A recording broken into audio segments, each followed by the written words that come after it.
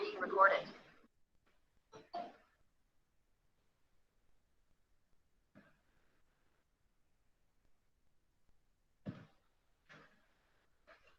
Hello, sir.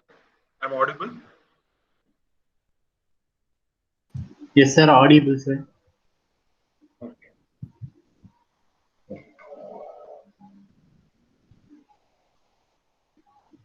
My screen is visible, sir. Yes, sir. Visible, sir. Okay. So, good evening, everyone. On behalf of Kumaraguru Institution, I welcome you all for this webinar on innovation to startup. And this webinar having the topic area of Internet of Things. Myself, Suryaprakash, and I'm working as an assistant professor in Department of EEE at Kumaraguru College of Technology. I have been working on my I have been working for the embedded systems and also my area of interest in Internet of Things and also the industrial applications of IoT. So the today's session outline consists of embedded system on open source hardware and software and control methods and IoT architecture and IoT protocols and MQTT and a demo on MQTT and IIoT, edge computing, AI, ML, and deep learning. I'm going to touch these things and how these things has been a bridging for an IoT and also a demo on IoT data analytics and applications of IoT. So before going to the IoT, I would like to make everyone clear what is meant by embedded system. As this is the basics of before going to any of the electronic based system or electrical based system, we must know what is meant by embedded system. So can we say a digital camera as an embedded system? Yes, we can. You can say the digital camera as an embedded system, and also modern TV, and also the modern air conditioner system, or everything as an embedded system. So, what is meant by embedded system? The embedded system is a comprises of both hardware and a software, which is intended to do particular application. Can we say a toy car as an embedded system? No, we cannot say the toy car as an embedded system because it consists of a basic electronics component. So it is intended to do the particular operation and it cannot be manipulated to do other operation. So it is not programmable. So we can name it as a digital electronic devices, not as an embedded system. So I would like to clear you all about the what is the difference between digital electronic devices and embedded system. The embedded system is having the programming ability to do the particular task, which has a fixed functionalities. So I would like to clear certain facts about the embedded system. So for example, if you are developing a code for a particular 8051 microcontroller or a ARM-based controller or a PIC microcontroller or STM-based controller, there will be hex code will be generated or a bin file will be generated. So the code that is being generated for a particular architecture cannot be ported to the other architecture because these two controller, for example, 8051 and PIC microcontroller, having a different architecture and it is working having a different set of variables to do a particular task. So I would like to clear that the programming code generated for a single architecture cannot be used for another architecture. The next one is communication. So everyone thinking that whatever we are connecting through the USB, if you are connecting the system to a particular device, for example, digital camera, the same communication baud rate will be maintained. So it is not like that. The communication is depends upon the baud rate. The baud rate depends upon the crystal oscillator, which is inbuilt in the particular hardware. So we must know that what is the linkage between the baud rate and the particular frequency, and these frequency can be multiplied or divided to produce these kind of a different baud rate. So mostly for UART based communication, we'll be using the 9600 baud rate. So we need to do certain calculation to make it work it as a particular baud rate. So both the sender and the receiver has to maintain a particular baud rate to transfer and receive the messages. Otherwise, we cannot get the data as per the particular rules, that is maybe protocols. So before going for an IoT, I will also clear what is meant by open source. So the open source is a path to for a user. There are a lot of users will be there and a lot of developers around the world. So it may be I'm defining either a hardware or a software. So if it is a software, the user developed a particular program and it is being distributed over the cloud, and anyone can able to the source code is available. Anyone can develop it and refragment it. So and also reduce the fault in the particular software code. Similarly, like a certain hardware has been given to the world free to use, so that anyone can access the particular hardware and they can reprogram it, and also they can able to change the particular functionality of hardware and make it use it for the particular application. So I would like to mention these three features has to be looked over before selecting a open source hardware and software. The open source nature is the advantage of the open source is a free license, coupled with the fact that the hardware and the software are accessible, which means the user can change the code and modify the hardware and add a new feature to the existing version. Moreover, the open source allows a multiple contributor to identify and fix any bugs that are present in the existing system. So, and with respect to protection, the security with the open source has both advantage and also having a disadvantage. So, the advantage is that we can add more value to the product by spotting the bugs and fixing them quickly. So, the controversy, since all the users can view and change the source code, this may lead to the unknown bugs and affect the quality of the open source platform. So, and with respect to availability, the developer can take existing software routine and enhance them as per their application. In addition to open source, application, there are various open source operating systems such as an Android, mobiles, an Ubuntu, Fedora, Linux Mint, and such as many embedded products.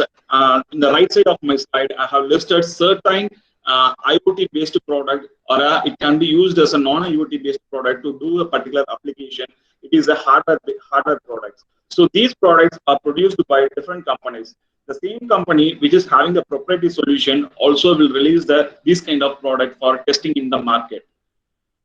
The first product is the Raspberry Pi. So the Raspberry Pi is a small pocket-sized board that is run based upon the Raspbian OS, which is the base of Debian OS.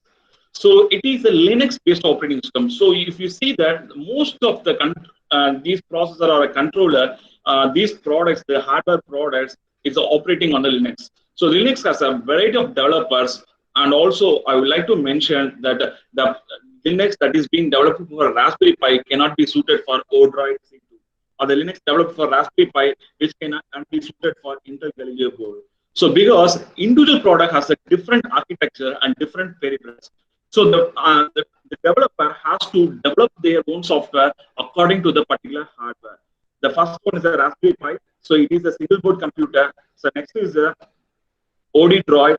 It is a 64-bit quad-core single board computer, which having the multimedia application and consumer electronics. If you want to develop a air conditioning system with the modern IoT protocols, you can use this OD Droid. And also, if you want to develop a infotainment system for your car, you can use this OD Droid. It has a multimedia applications, so that you can develop for music and streaming, and also to acquire the certain values from the sensor of your car. So next one is a Qubit board 6. The Qubit board 6 that runs the operating system like Linux, and also it supports the Android OS. So the developer of the Android operating system, they want to test their product in a particular hardware, they can make use of this Qubit board hardware. So it also has the real-time clock, so that we can able to no need to synchronize with the internet. As like the Raspberry Pi, it will be synchronized with the internet to acquire the date and time. But here we no need to connect with the internet. You just configure the real-time clock and have the real-time time for the particular hardware. So next is the Banana PI board. The Banana PI board indicates that, so it is also a single board computer. It is also a single board computer which having the quad core ARM A7 processor running at 1.2 megahertz. So we have to look it over the megahertz value. So the even Siemens board, which is having the 458 megahertz, which is you mean for a particular application, it will be performing good. The thing, the higher the megahertz, higher the performance. It's not like that. So they have designed this product for this kind of application. For this kind of application, it will be working very good. So if you are overclocking it, it will be definitely degrade the performance of the particular hardware. So next is the hummingbird gate. So hummingbird gate has been described as a device that have been waiting to fulfill all your IoT needs. It is developed based on, if you see in the picture, there are a lot of variables are available. So you can connect with the Ethernet port, you can connect with the mouse, and can connect with the keyboard, and also you can connect with all the GPS, GSM, all the modules, all the breakout boards can be connected, and this is made by NXP, and they're having the core processor as a quad core processor. So next one is here. Everyone is famous about the Arduino. I just mentioned this is the Arduino. Arduino is a free sketch. Anyone can develop their own Arduino board by using the sketch or a bootloader uh, embedded into that. There are a lot of Arduino sketch, Arduino Lilipad, Arduino Uno, Arduino Nano. Lot of they are being mean for a lot of application. For example, wearable glasses. There is a particular Arduino board is there, and for a particular dress, there is a particular nano board is there. So the Lilipad board is there, Lilipad board is there. A lot of Arduino mega boards and a lot of supports and a lot of developers are outside are developing the codes for the Arduinos. And the next one is the Qualcomm-based Snapdragon board. The Qualcomm-based Snapdragon is based on the Snapdragon board. So it supports the global positioning system. And also it has a Wi-Fi and Bluetooth as a communication protocol, and which is mainly used for developing a medical and robotic application. So this is made by the Qualcomm boards. Next one is the Intel Galileo boards. So Intel want to occupy the particular share of this IoT market. So and also they want a lot of developers outside. There is a benefit for all the companies because in the if you open source a particular board, there will be a lot of developers will be arriving. They have to pop so that their product will be very much popularized and they can increase the market of the particular board. So Intel Galileo boards is based on the Intel Quark SoC X1000 processor, and it is designed based on Pentium technology. So it has it is compatible with Arduino Uno. If you see, there is a header is there. So these headers are used for plug-in all type of Arduino Uno compatible boards, so that they are bridging the market between this Arduino Uno and also Intel board. And also it supports the Ethernet. So next one is the Panda board. The Panda board is the low power, low cost board that is developed by TI. I would like to say it is a fusion. It can any operating system. There are a lot of operating systems it supports. For example, if you go for the Linux, you can go with the Symbian, you can go with the Android OS. Everything is supported in this Panda board. And if you want to test a particular application that is developed for Android mobile phone, you can test it over by using this Panda board. And if you have developed a Symbian OS based application, you can test it over in this particular Panda board. So and also for the Linux application, if you are developed, you can test it over the Panda board.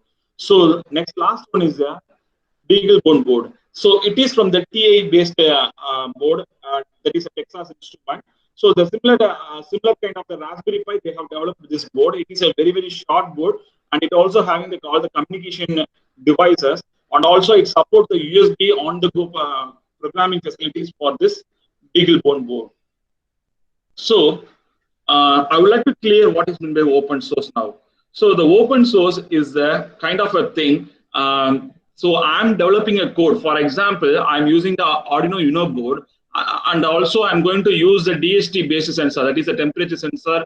You already know that. So if there are a lot of code libraries has been developed by different peoples. If you go into the Arduino Studio, there will be a DHT library will be there. You can directly use the particular library and you can use the particular code and you can use it for the particular application. For example, if you are going to use a same DHT with a different code that is available in a different website that is provided by different developer. It is every developer will develop their own library files. Library file is actually a header files. So if you use the library files of the different same TH sensor, having the number of library files, that is the header files will be there, so that you can link those header files in the particular program, but all the programs are different. They will be calling over certain function in the different as per the programmers. So that is only a problem over here.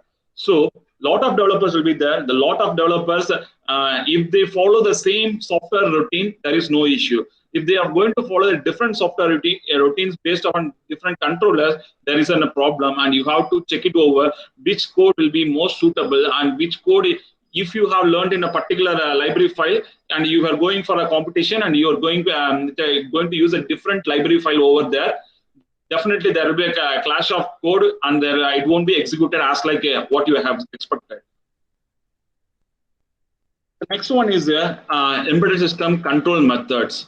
So I would like to go in a step-by-step manner on how this embedded system has been evoluted to an IoT-based system. So the first thing is that, for example, this is the air conditioning system, and this air conditioning system will have the indoor unit and the outdoor unit, and this air conditioning system will be controlled by this IR-based remote control. We can say it is a embedded system because it is intended to do particular single application, and we cannot use this air conditioning system to control your TV. So this is a remote-based control unit which has having the localized virus control. You cannot access this remote outside the particular room.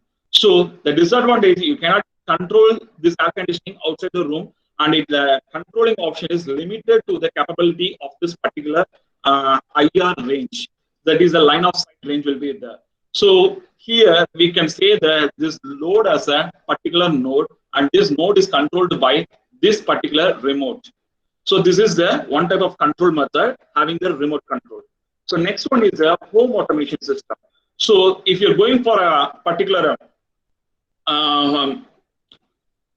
mall or a restaurant, there will be a panel will be there to control the temperature. So if you the communication between this panel will be like it's maybe wired or wireless. It may be having the RS-232 based control, or it may be having the Zigbee based control, or it may be a Bluetooth based control, or it may be a Wi-Fi based control will be there. So this control is not only varies the temperature, and also it is having certain additional facilities, such as you can able to control the lighting of the particular room, and you can able to log the energy parameters, and a certain additional options will be there.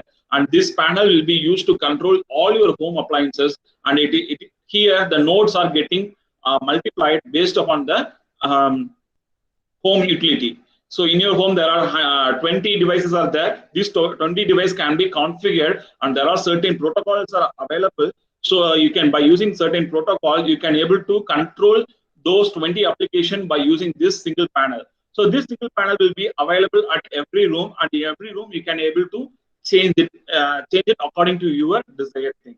So the disadvantage is only within the house you can able to control everything. Beyond or outgoing outside the premises, you cannot able to control it. So next thing is the intranet-based control system. Here, all the devices not directly connected with your control unit. It is just connected with your router. So such as the large apartment buildings, if you want to control, there will be a lot of protocol, wired protocol, wireless protocol will be used, such as the Ethernet and RS-232 and Wi-Fi, Bluetooth, Zigbee, LoRa, 6LoWPAN, Thread, etc. So all these protocol, by means every devices will be connected to this router, and this router will be connected over the local client. So this local client will be controlling all the devices based upon the particular requirement. So disadvantage is only local logging and monitoring is available. This is intranet based control, and it is based upon the router access. So there are different type of connectivity protocols are available based upon the range, the distance parameter we can able to measure. So there are short range less than 10 meter and within 30 feet, and local area networks less than 100 meter and 300 feet range, and wide area protocol which is going beyond kilometer kind of a range.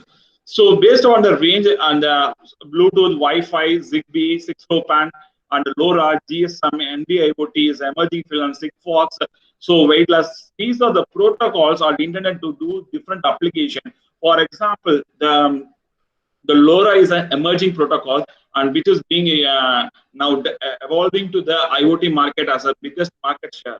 So everyone say that the LoRa having the long range, but when you there are two different frequency ranges are there, 464 and 863 ranges are there. So 460 range is used for indoor. When you take this 463 range to outside, it is illegal. We can use a certain frequency rate, which is meant by the Indian government or in this region.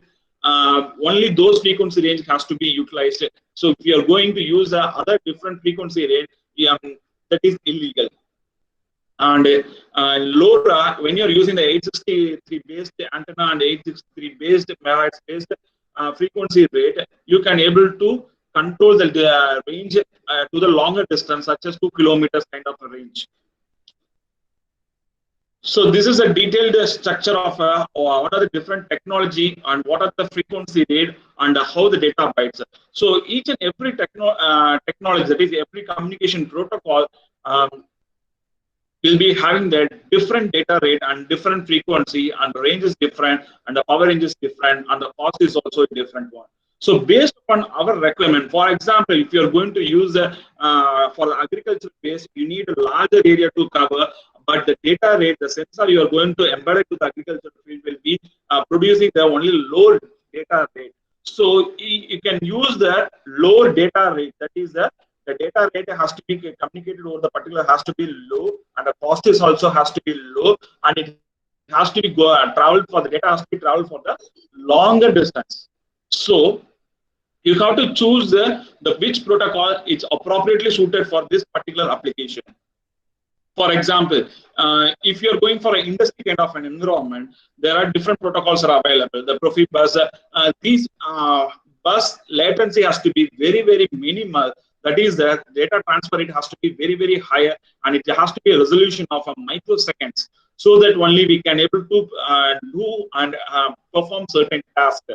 So that based upon our requirement. For example, if you're going for the printer based task, if the latency is available, we can accept that.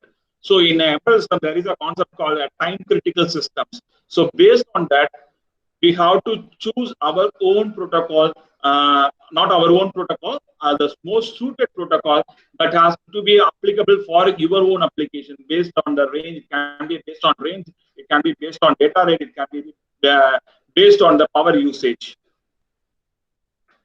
So another one control method. So instead of connecting through the router to the local client, we can, for example, in a factory, there are it is expanded for a larger area. The lot of multi things will be there. For example, 50 node application or 1,000 node application, which has to be data has to be sent and it has to be received over the local server. And whenever the client has to be required, for example, I want to change monitor a particular parameter and I want to monitor the particular parameter with different devices, I can load it over the local server. From the local server, I can able to connect the data and I can able to monitor the data. So this is called as the intranet kind of a thing, and it is all the devices are connected. Here also, this is kind of a wide area based connectivity, and we are connecting all our devices to the particular router, and from the router to the local server, and the local server is managing all the data. So whenever we are have requested, it will be providing the data based on the particular protocol. So there are two different kind of protocols are available. I'll be mentioning that in the later slide. So this is a kind of an industry application. So it is a gem. It's a company gem based. Here the color indicated as a green color is indicate that the machine is properly working, and the color indicated in the yellow it indicates the machine is going to be get a fault. It is not working. It's working, but it is in the not in a good condition, and the red is in off condition, so that we can effectively visualize as a manager of the particular industry. I can able to visualize what are the things has been working. I can able to predict from how many sensors I'm going to get the data. So how the sensors being fused, it's working or not. Everything can be monitored in my dashboard itself. So everything so far we have studied is the intranet-based communication. If our server is in the cloud, we can get the data from wherever we need. For example, in India, I can able to get the data. When I go to the US or Canada, I can able to check over my data which is being available on premises and also off premises is possible with the help of IoT. So here, all the data is uprooted to the cloud-based server, and from the cloud-based server, we can access data from anywhere in the world. So there are a lot of protocols are available in IoT architecture, starting from the device, what you are connecting as a sensor is connected to a particular controller. For example, if you consider this an Arduino-based controller, if you consider this an ARM-based controller, so whatever sensor you are connecting to the particular device, after that there is a connectivity protocol such as RS232, RS485, Modbus, wireless. These are the connectivity protocols. Whatever I have mentioned in the right corner of the triangle is similar to the OSL layers, such as the connectivity layer, link protocol layer, and a transport layer, and session and communication layer, and data aggregation, and data storage, and a business model and business app. So everything, why we are collecting all this data to do certain analytics and to predict a certain kind of a thing, or to prevent the fault from occurring in the machine. So this for this purpose only we are collecting all the data through the sensor and devices to make that happen. The IoT helping us to do certain things. So from this connectivity level protocols, and next one is a link protocol such as Bluetooth, BLE, RFID, GSM, CDMA, Ethernet. These are the link based protocol, and like the session based protocol, IP version 4, IP version 6, and RPL and 6LoWPAN. The 6LoWPAN is mainly intended for IoT, which is having the low data rate and it is effective for communication over in the IoT environment. So next one is your session and communication based protocol such as MQTT, constraint application protocol, and data distribution protocol, XMPP and AMQP, HTTP, FTP, Telnet, and SSH. So this is the session based protocol, and the next one is the data aggregation. After collecting all the data to an application server, we have to maintain the particular data by using the RapidMQ, Scribe, Flume, and Kalka, Storm, and Fluid. So I have collected all my data. So how I'm going to manage the data? We have to use certain database. So only is the data storage and retrieval based in the layer Hadoop, HBase, and Cascade, and MongoDB are used in the database based protocol. So next one is the business model. So the business model, there is a different business model, cloud integrated, on demand, on-premise. So there are different based model because all the data is connected to the cloud. I can subscribe to the cloud on-demand passive basis, or I can I can maintain a separate server which is operating on the cloud. It's my own virtual server. That server is fully controlled by me because I'm having the number of industries. So whenever I get the data, I can able to communicate with the particular data. So from all this connectivity data protocol, starting from the sensor to the devices to the business level, you can use it for managing device, such as you need to turn on a particular machine and turn off the particular machine from the client side or from the onshore or offshore. You can do it by using this IoT. And also you can develop a particular business process based upon the requirement in the market. We can start production certain things. We can do certain develop a certain business, and we can do certain analytics to prevent the prediction about the particular machineries, when it will be get turned off and when it will be get when it is secured maintenance. Everything can be made as an analytic kind of a thing. So in every layer, there is a security and privacy is needed. So there is a kind of a supporting system is available to have the privacy and security kind of a thing. So this is a generic architecture of the particular protocols. For example, the left side you have seen already, as a if you're a CSE student, you might know that there is a physical layer, data link layer, network layer, transport layer, and application layer. The certain protocol will work in certain single layer, or it can have the multiple number of layers. So for example, if you see the Bluetooth, it's having both a physical layer and a data link layer. So network layer, if you see, there is it's operating on different layers, such as a network layer, transport layer, and application layer. So if you have an application layer for a particular protocol, there is a dedicated software will be there so that you can effectively connect with a particular protocol and you can acquire the data. So this is there are a lot of protocols available there. So if you see, you can make it for a different application. So this is a comparison of a web stack and IoT stack and different layers such as physical layer, data link layer, and what is being available in the web stack. You'll be using the Ethernet. Only the support will be very reduced when compared with the IoT stack. So the IoT stack, when in a network layer, you'll be having the 6-low-PAN as an additional thing.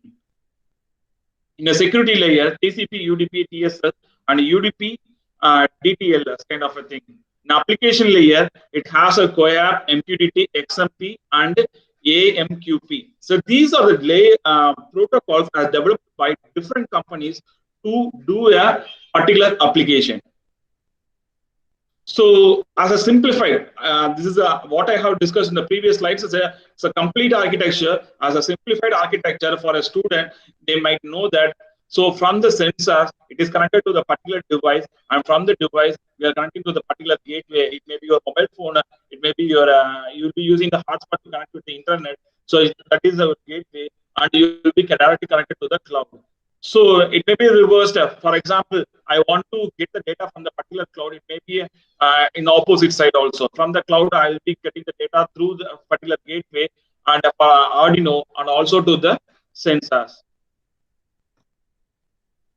So the protocol trends as per the recent 2019 statistics, the MQTT and CoAP and AMQP has more popularity when in the compared to the application. So MQTT plays a vital role in terms of application. It is used by many companies and many industries are using MQTT because of its own advantage.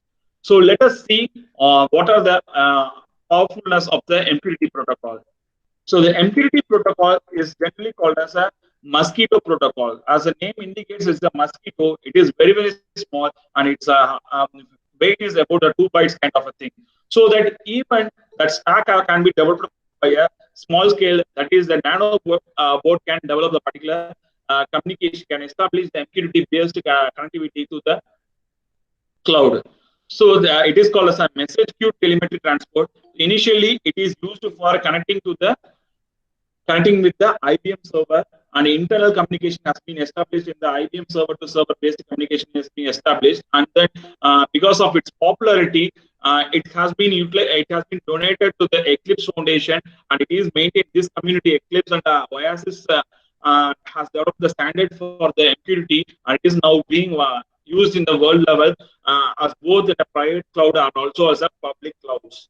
So features are the lightweight, reliable, and it is a very, very simple protocol which can handle different data types.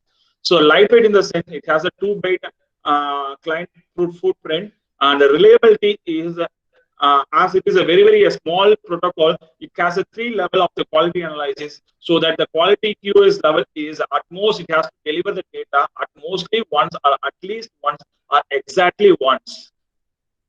So at mostly once in the sense, what I'm going to say is the data which I'm communicating with the from the Arduino board to a particular cloud with the level of this level is indicated in terms of numbers 0, 1, 2. So if you are indicating it as a 0, at mostly once, at most it will be travel to that meet the destination, and authentication has to be given by the client side. So at least once. So data has to be delivered at least once. So exactly once is the once I'm sending the data, I won't expect for the authentication from the client side. So whether it is received or not, I won't be taking the risk of particular thing. So to avoid the packet loss on the client disconnection. So these quality measures are to avoid the packet loss. So next is as a simple as a feature, it can be suited for TCP based connection. Asynchronous, there is no wait for the response. I can just send the data to the cloud without asking the requisition whether it has been received or not. And again, I want to transmit it, I will send us a new data. So there are different protocols are available until the client is producing acknowledgement. It will be sending the data. It will be pushing the data continuously. So as a UART based communication. So in MQTT based communication, there are 3 levels are available. So it is basically a publish subscribe based model.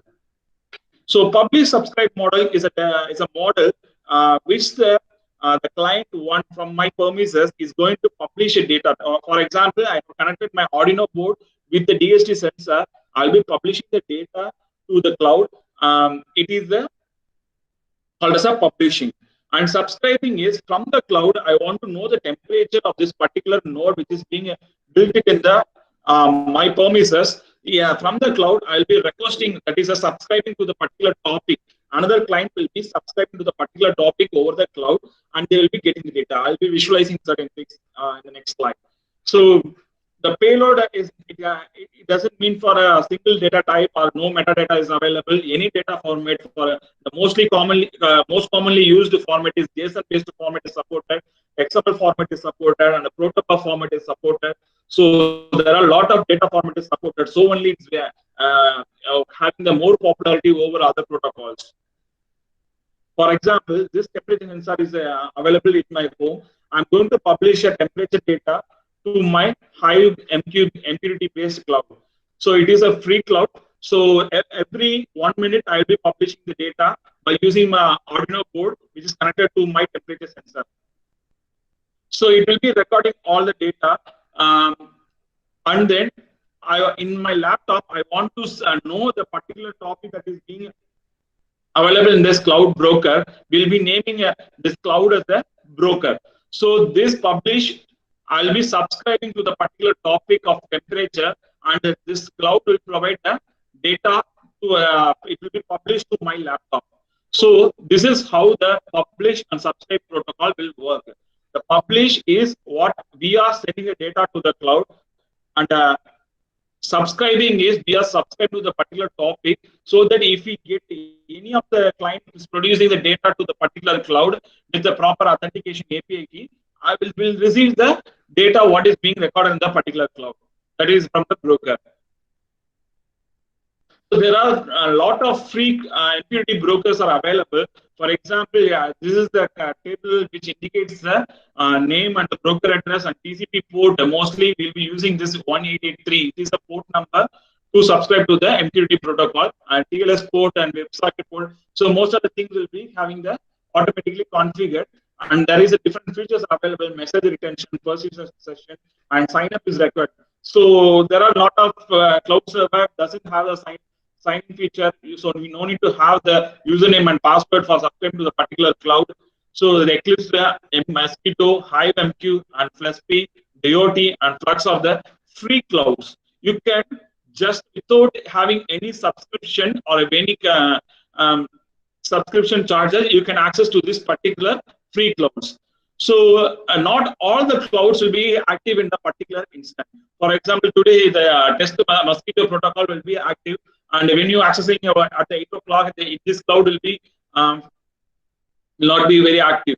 So a lot of users will be there accessing to the particular cloud. So it will not enable the cloud enablement for your access. So you have to switch over to the another cloud. If you're having a private cloud of your company own based upon a certain subscription cost, you can use this private clouds.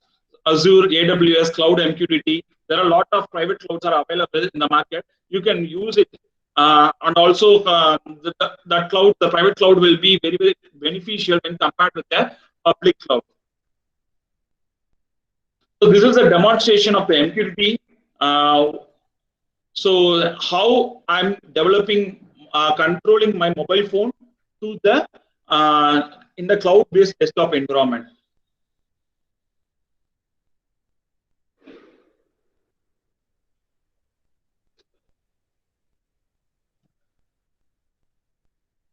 One second.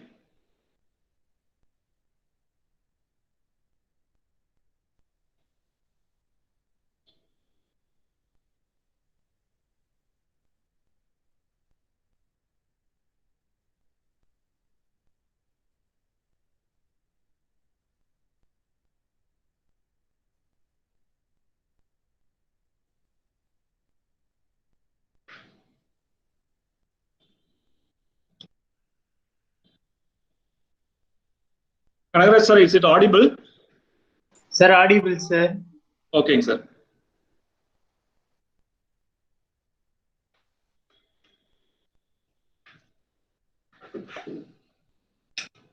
Only sometimes it's breaking, sir. Maybe you can watch your mic. Okay, sir. Okay.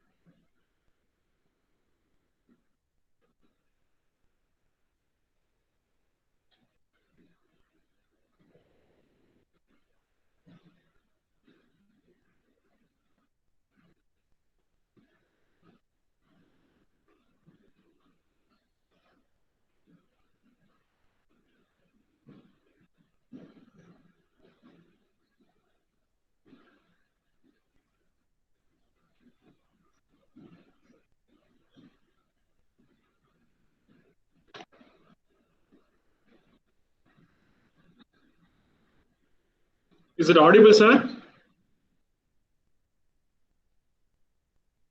Hello? Is it audible, everyone?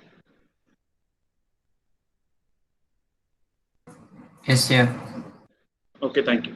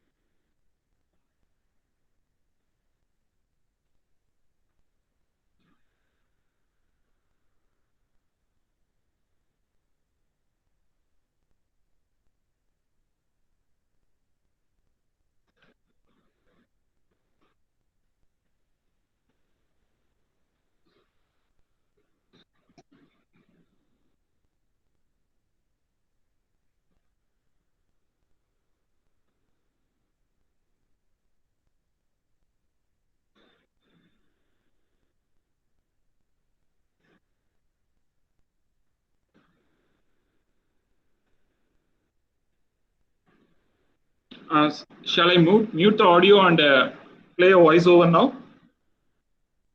Will it be convenient?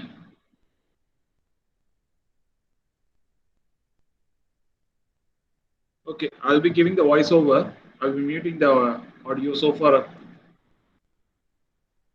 Um, So far in the previous slide, what you have seen is we have developed the mobile platform and we have made the mobile as a client and we have created the connected that mobile client to a particular broker cloud, that is a Flux based cloud or a MQTT based cloud. So now in this desktop client, it will be acting as another subscriber. It will be connecting with my mobile cloud. I'm just playing the video and giving the voiceover now. So this is for the configuring your MQTT protocol. So you can configure the MQTT protocol by using this kind of. You can connect. You can configure your server by clicking that pen icon, and you can give the server what server you have configured in the mobile phone has to be given over there, and a port and a client ID. This is another client, so you can give another name and a time to live for the how long the data has to be there in this particular cloud. And after receiving every data, the session has to be clean, and you can configure with your own name that is based upon our username. And after that, I have to create a topic. So this is the important part, on which topic you are going to subscribe, on which topic you are going to publish. Everything will be configured only based upon this particular topic only.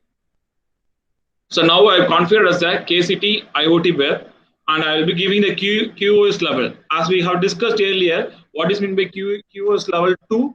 So level 2 is at least once the data has to be received. So now my MQTT in value is being properly configured. From the blue icon available over here, it indicates it is properly working. So now I have to see the data what I receiving from the mobile client to my desktop client. So I'm configuring with the payload so that it will be displayed over here. Whatever the message I'm just pushing from my mobile to this particular broker cloud, and from the broker cloud it will be received in the particular this Node-RED platform. So everything is indicated as a blue, so it is going to be work. So I'm going to give a debug option, so it will be checking over what are the nodes that have been configured. It is kind of a visual programming kind of a thing. So you just now in my mobile platform, I'm going to subscribe. We have to check over here whether this whatever we have created as a client have been connected to the cloud or not. So after connecting to the cloud, we have to give the topic name which we have configured in the desktop client. So the desktop client, it is KCT IoT. So I have to give the same client name, in my mobile platform.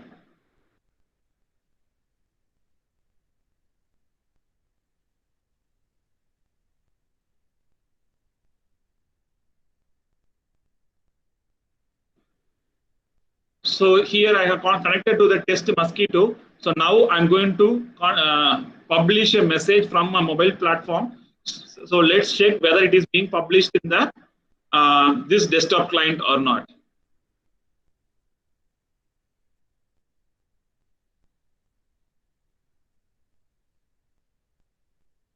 So it is just a simple application of MQTT. You can make this instead of this mobile client, you can use your Arduino board, and you can have the lot of visualization by using this Node-RED platform.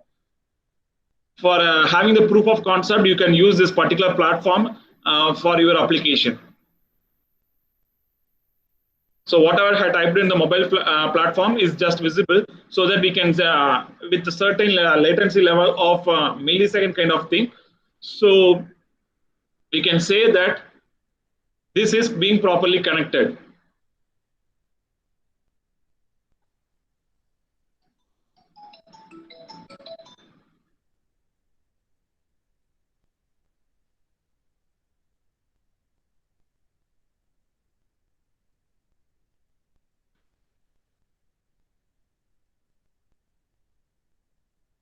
So now, in order to visualize, I don't like as this kind of a parameter, because from the user end, the people will be need to have the dashboard kind of environment so that they can monitor the particular data. So this is actually a programming. So you just program the thing how it has to be happen, and you just visualize the output. You have just visualize the output.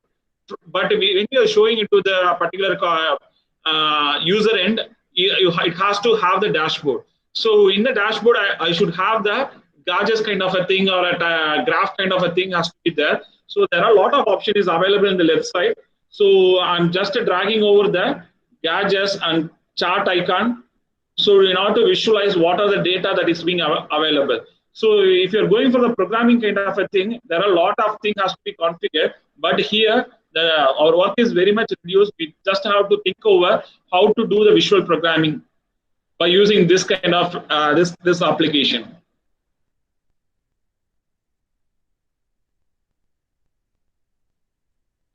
So this red triangle says that it is not configured. So once it is being properly configured, it will be converted into blue or green color. You can configure this on which page it has to be shown, on which page, on what size it has to be shown by clicking, double clicking the particular gauge. There will be configuration window will be raised on from which value to which value it has to be in green, and which value to which value it has to be configured in yellow. We are not going to program it, we're just configuring all the data. So this is at least needed for any of the non-core departments. So we can indicate the size according to your desktop. If you're using the mobile client, you can give the size as per the size of the tablet kind of a thing. And we can also choose by naming it.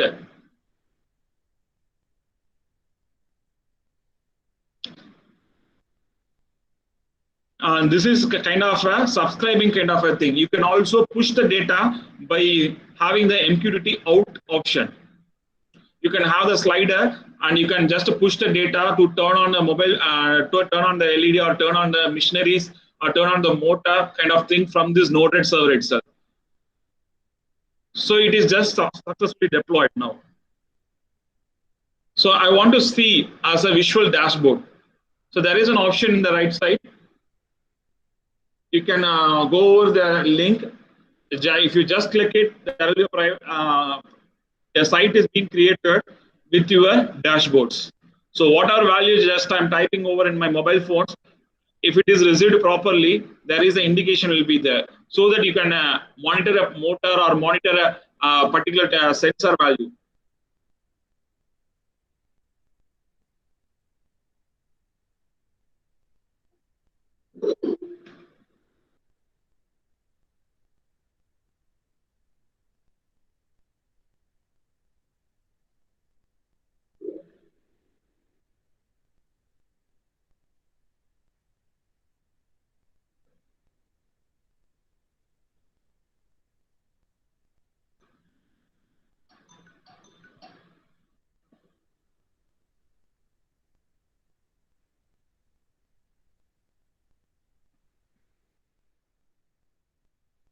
You can have the live graph and live values.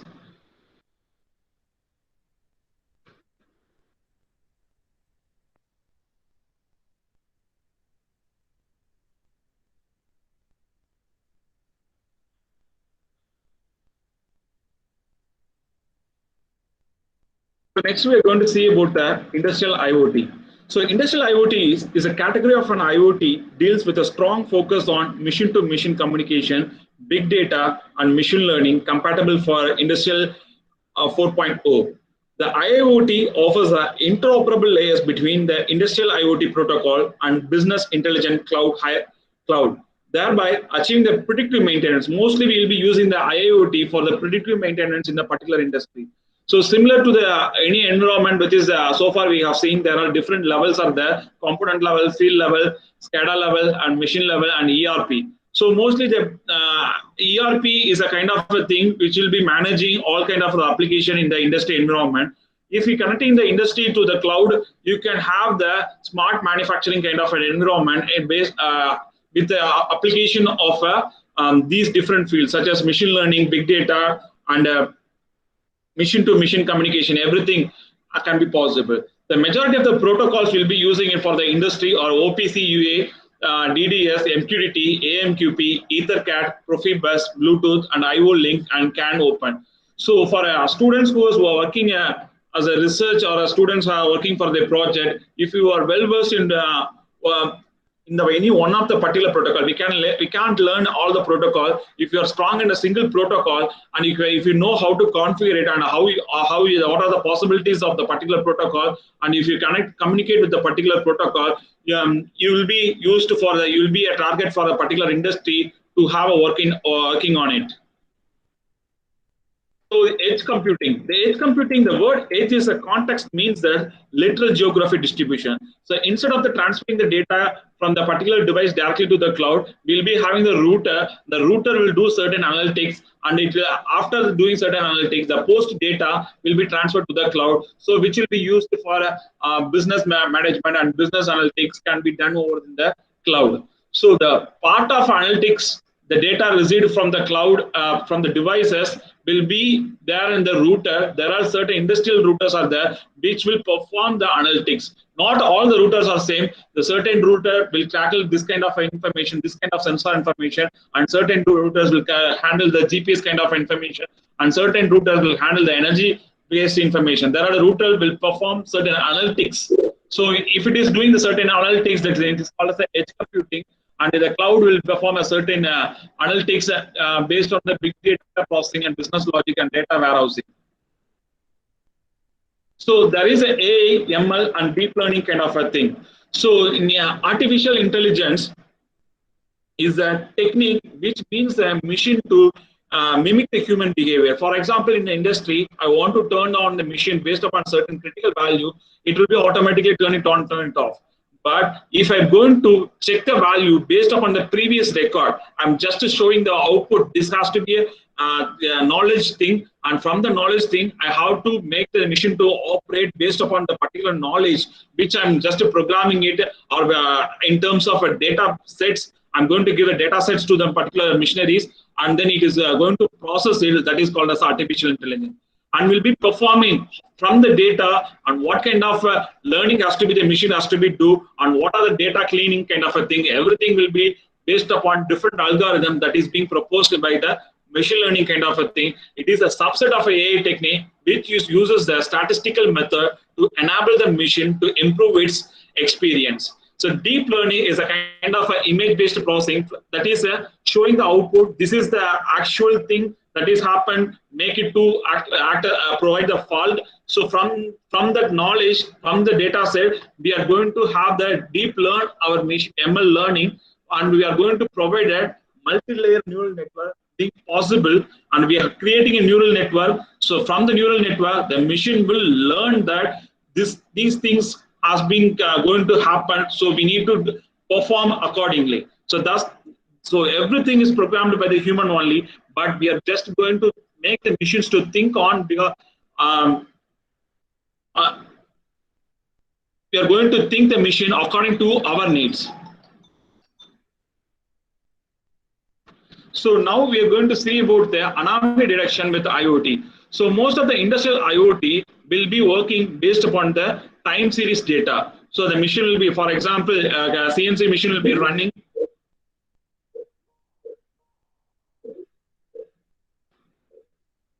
The CNC machine will be running for a certain period of time, and there will be a fault will be occurring in the particular in between time. So based on the particular fault, if again the same fault is going to be happen, and we from the knowledge we previously obtained, we can predict the machine is going to be fault and which data is being correct, and we can predict this and also inform the machine drivers to have the maintenance in the particular machine. So that is called as the anomaly detection in a time series analysis.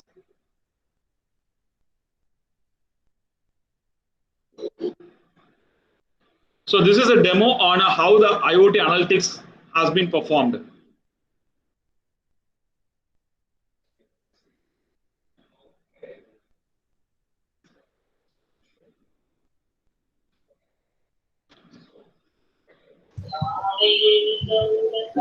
Suryaprakash sir, is there any audio?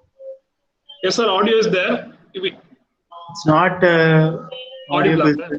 Yes. Okay, sir. I'll be Increase. Sure. giving the voice over, sir. Okay.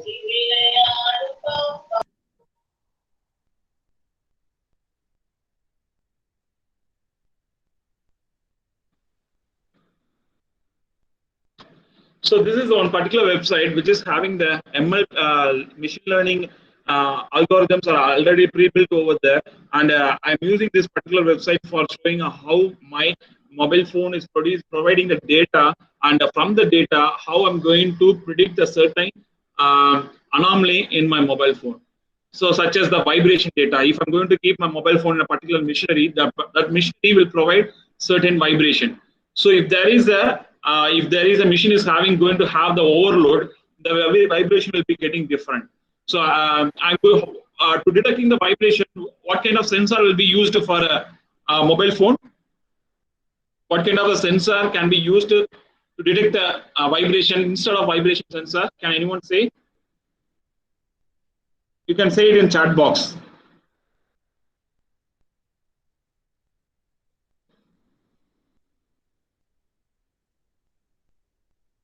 So what are the sensors to detect the vibration instead of vibration sensor, which is available in your mobile phone? Yeah, accelerometer.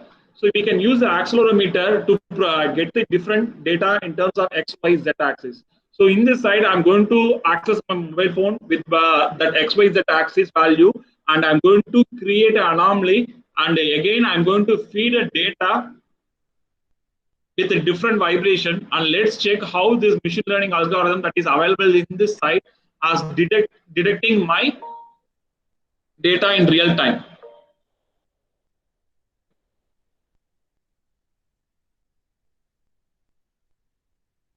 So this is just a front interface of the particular site, and we are going to create a project.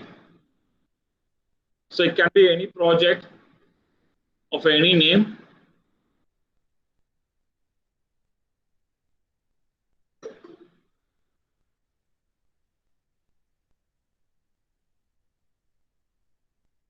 So this is how the dashboard will be there. So currently I haven't connected any of the devices to this particular site.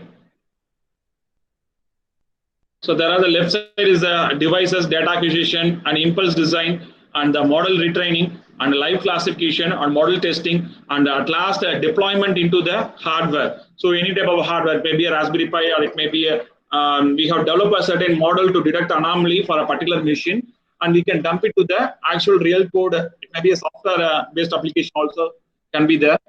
So there is an option to browse from the development model, or you can use a mobile phone, and also there are already built-in data. We can collect the data from the built-in data repository model.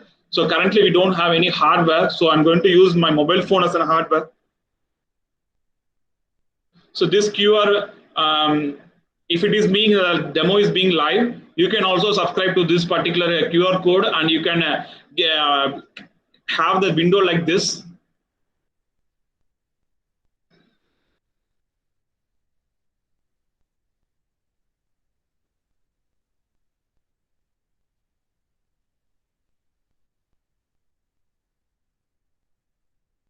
So now my smartphone is going to collect the data of its accelerometer and going to send the data to this particular cloud.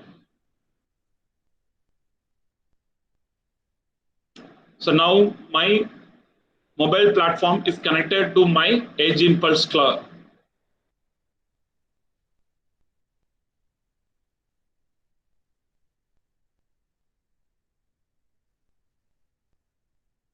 So this green indicates that it is being currently connected to the particular cloud. So now I haven't collected the data. So now the data acquisition has to be done. So what are the parameters has to be checked it over. In this side, they have given three options. From the microphone, you can collect the data. From the accelerometer, you can collect the data. From the camera, you can collect the data. Image processing also can be done. But currently, I'm going to use the accelerometer.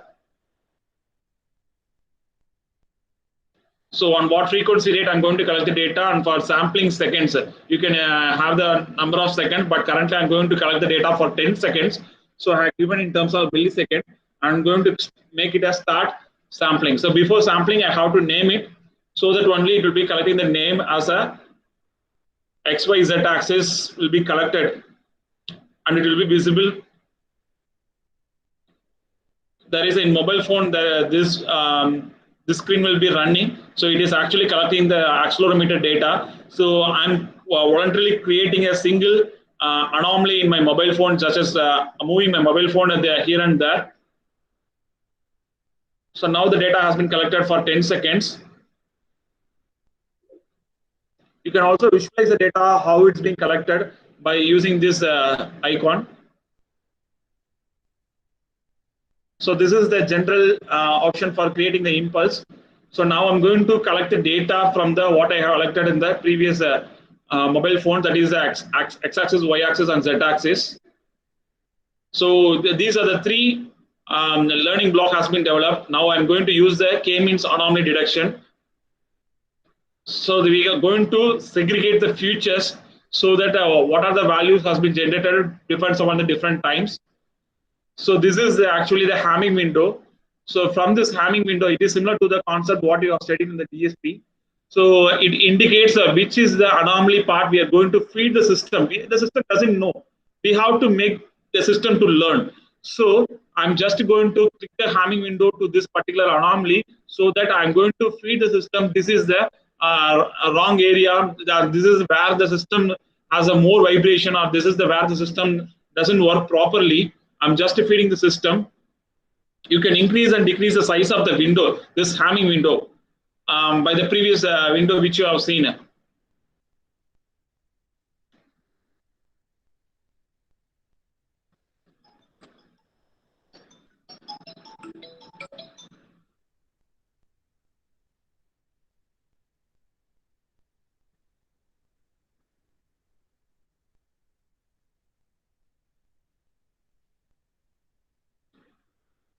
So I'm just saving the parameter of the anomalies. I'm going to generate the features for each and every feature. There are a lot of features will be generated for my single mobile phones with respect to time. So, and this is a 3D map of the feature index. So once the job is being completed, there will be indication the feature has been completed. So for this, if you are running with a Python, or you're going to run with a MATLAB, there are lot of things has to be done. But here it is very simple because all the work has been embedded into the particular website itself. So now anomaly detection feature will be created. I'm going to select all the axes of the anomalies.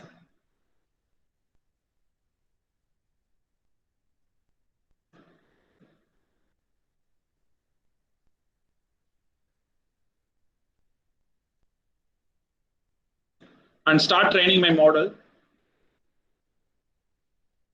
So I have selected the anomaly models and I am training my system. This is where the anomaly has been detected. And let's see how the system is classifying the live classification when I'm feeding the new data sets. I'm going to train the model.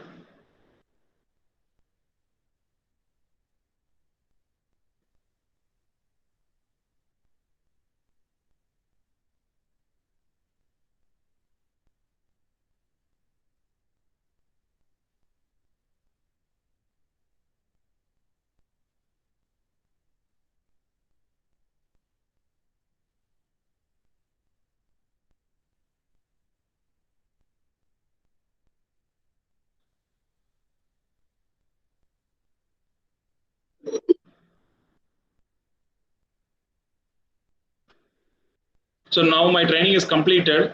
So now I'm going for the live classification. Again, I'm going to feed my data by using the same device. You can use different devices, but I'm having a single device only. So I'm going to have my device is already disconnected. So I'm going to reconnect my devices. After reconnecting,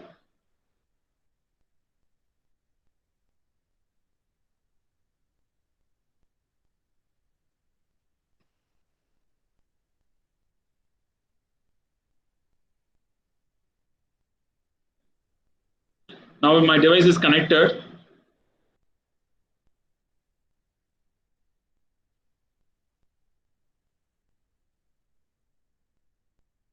So again, I'm going to develop a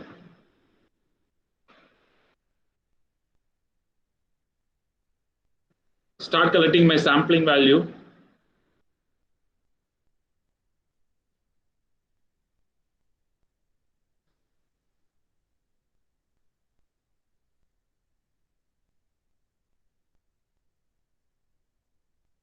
So this is my new data. So from the data, it has been identified which are the data has been identified as anomaly and which are the data has been good. Everything, every exploration has been made. You can also visualize in the 3D map, and you can directly deploy this. If the training is good, or you have to retrain the model, you can go with the retraining the model. Again, selecting the Hamming window, and again you have to select the which are the repository. So you can also dump the code with the Arduino library or Cube. Already there are preset of library files created over here. You can create your own library files for this model, what you have developed.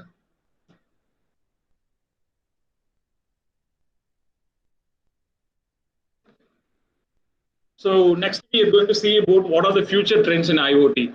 So it has been classified as a 10 different area. So such as edge computing, IoT security, and industrial IoT, and IoT platform, that is software as a service, and with IoT with artificial intelligence and machine learning, and IoT for sustainability and climatic change, and blockchain and distributed ledgers for IoT, and cloud computing service that support edge computing, IoT devices, sensors, and 5G and LP WAN are the technologies are growing in the when we are having a 5G is a full set, we will be having a lot of opportunity for IoT environment. So this year 2020 is a promising to be a great year for an IoT. So this is continued momentum in IoT deployment, especially in the segments such as industrial healthcare, smart cities, and automotive and sustainability. The challenges for IoT such as security and regulation are being addressed. So in the edge computing, already we have seen the edge computing analytics. So edge computing plays an important role when we are having the e-vehicle kind of a thing. So I have to collect all the data, and all the data has to be getting analytics in the router level, and it has to when only the processed data has to be given to the cloud, so that it will be used for the different business purpose. For example, you need to go for the nearest medical center. From the process data, it will be providing you a suggestion which is the medical center that is being nearest, and which is the medical center that is being having a good rating. So such kind of thing can be done by using the edge computing kind of a thing.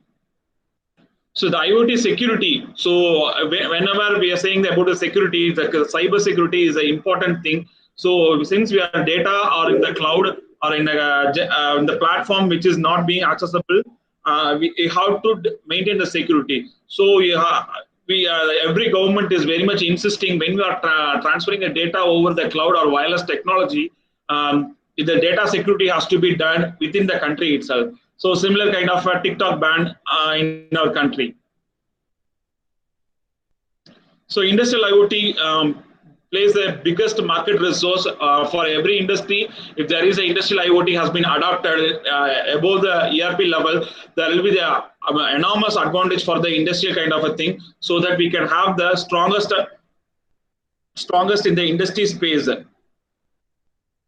So the use cases are varied from exciting such as energy efficiency, corrosion avoidance, and predictive maintenance, and intelligent welding, and many more.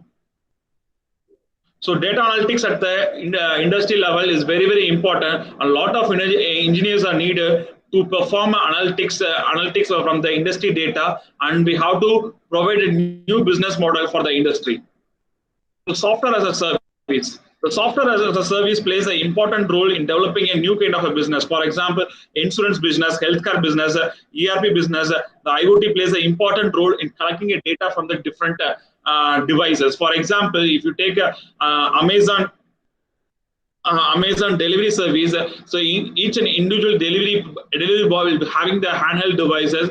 Once they are updated, it will be updated in the cloud, and the customer will be having the satisfaction over the product is being delivered or being received.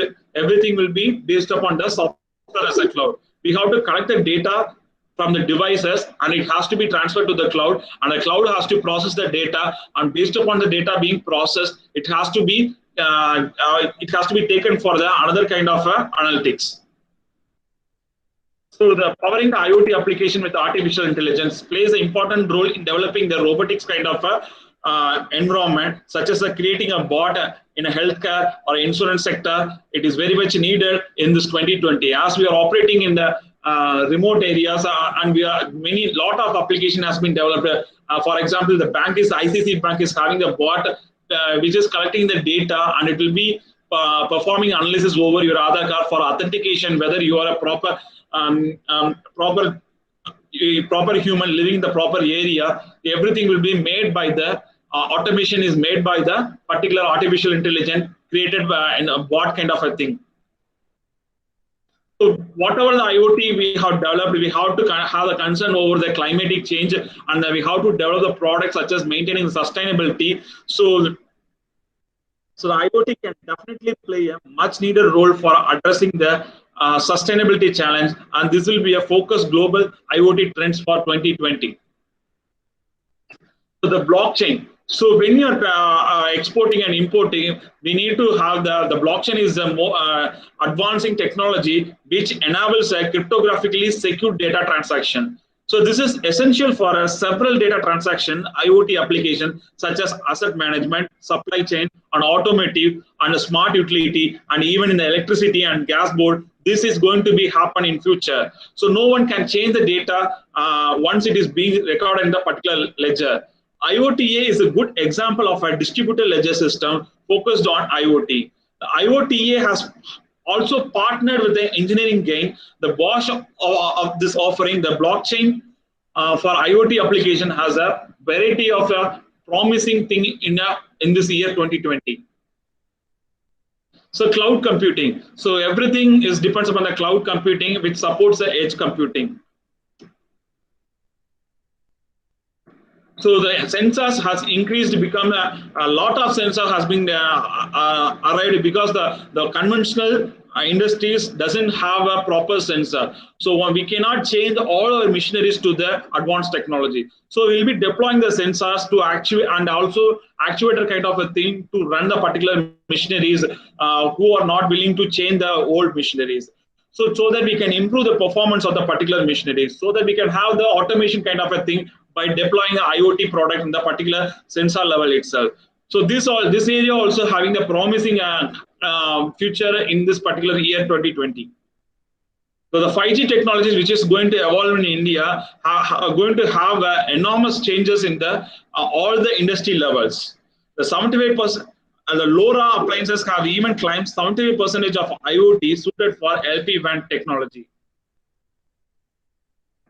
So some of the diverse application, the IoT is applicable for a lot of product. A lot of product has been used in the different consumer segment, or also industrial segment, and also the healthcare segments. So and also in the different segment.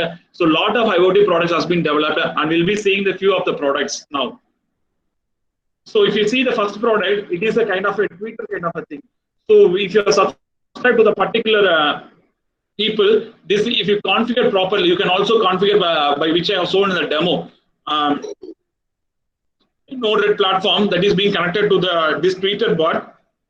So whenever there is a new post, or you want to monitor your own page, it will be creating a notification from this Twitter bot, so that no need to go for every time the Twitter website. So this bot will be taking care of your sites. So and also for having the electric mobility, you can also have the mobile-based environment to have the entry into your vehicle, and also you can monitor the energy parameters. Everything can be happen within the particular mobile platform, and it is another application of an IoT product. So this is the haptic gloves for the artist. So the certain artists have the intellectual property to create a different artistic effect. They will be creating a paint. We can replicate kind of thing by using such kind of a gloves, so that we can recreate the artistic effect in a different places.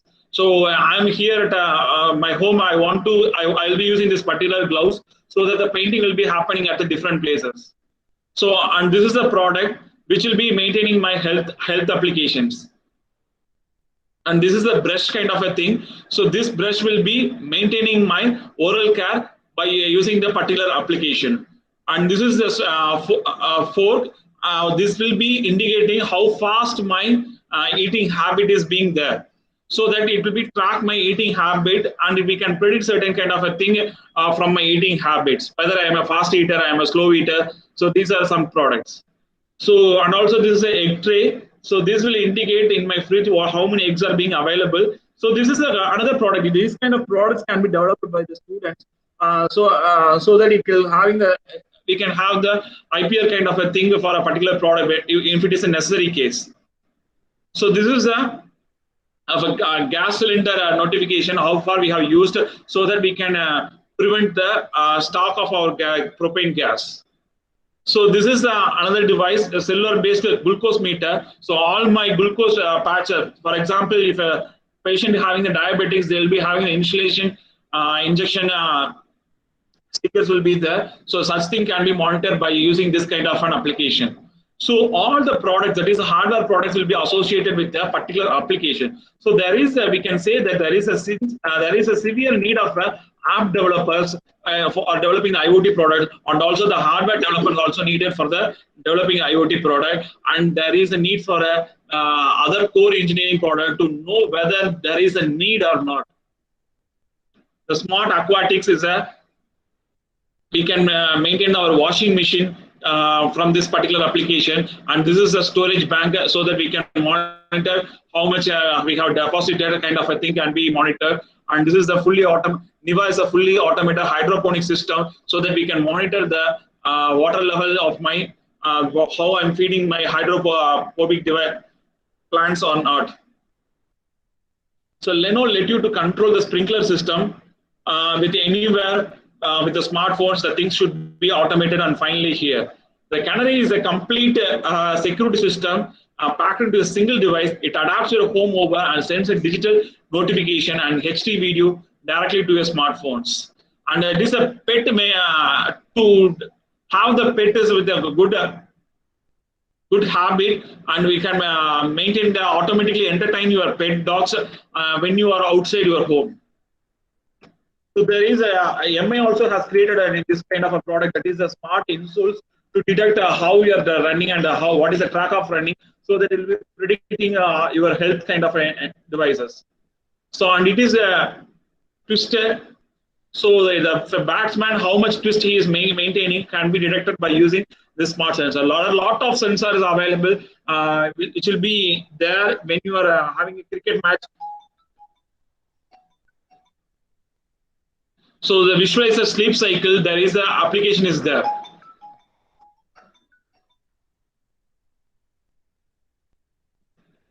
So, and also the smart cookers, we can monitor the cookers by using this smart application. And there is a bot kind of a thing is there. And a bot kind of a thing is there, which is Wi-Fi enabled, and this robotic can be controlled. So Big Belly is a garbage system, garbage maintaining system, IoT based garbage maintaining system. So this so it will be indicating the concerned authority when the garbage is full and when the garbage is smelly, kind of a thing will be details can be given to the concerned authority. So no transform your movement into the commands, so that without any voice command, we can control the home utility devices. So this smart dress can be used to track how the body behaves over the time, and what is the heart rate, and how you have to recover it, and everything will be calculated, and it will be given to your mobile phones. And this smart lock is used to lock your home or lock your office or lock your particular area without any keying kind of thing. So thank you all. Do you have any doubts? You can ask now.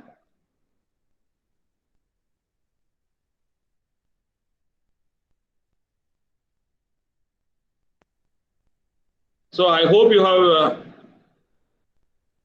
learned certain things in this session.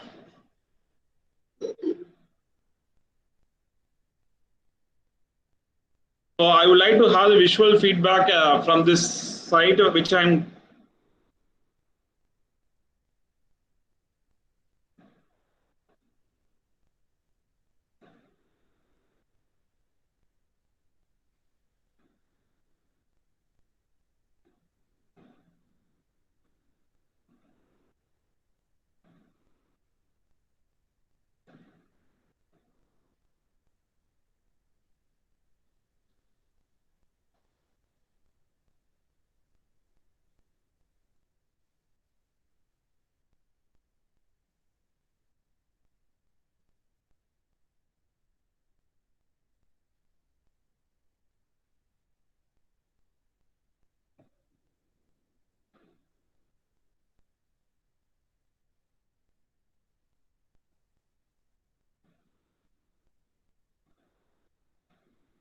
So I would like to know what you have learned from this today's session. I'm just presenting one slide. You can go to this particular site and you can post your words, what you have learned today new. So just go to haha slide, ahaslides.com, and go join the room of AC616, and you can just post the words what you have learned new from this webinar, so that you'll be happy to know what you have learned new.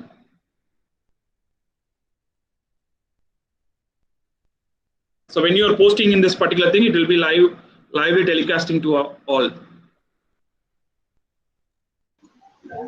Surya sir, could you please share that link in chat so that everyone can Sure, easily? sir.